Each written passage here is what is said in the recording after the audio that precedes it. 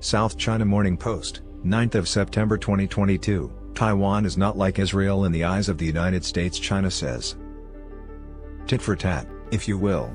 A trade agreement between the United States and the island of Taiwan, whose discussions have dragged on for over 3 decades, is close to being signed.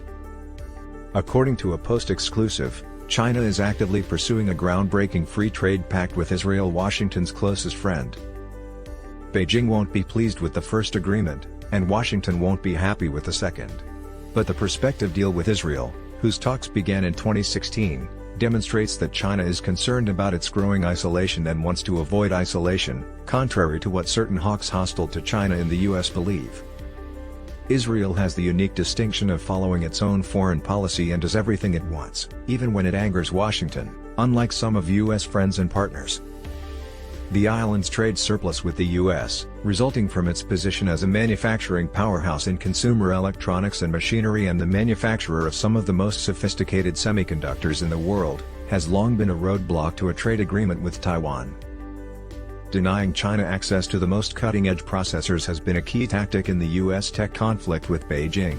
However, this necessitates the Taiwanese chip manufacturers, particularly TSMC, Taiwan Semiconductor Manufacturing Company, forego the lucrative mainland market to pursue national interests. The US must assist Taiwan's island in this. US lawmakers have come up with fresh methods to stand up to China. A deal with Taiwan will be successful, will be a positive development. The largest commercial partner of Israel in Asia is China. The value of bilateral commerce in 2017 was $22.8 billion. 1/10 of Israel's overall international product trade is with China. After South Korea, Israel will have signed its second free trade agreement in Asia. Washington has increasingly allied with Israel's interests in the Middle East since the conclusion of the Yom Kippur War in 1973. The Jewish state had almost unrestricted freedom to conduct its foreign policy while receiving unwavering American backing. This sets it apart from other U.S. allies, who yield to U.S. pressure sometimes.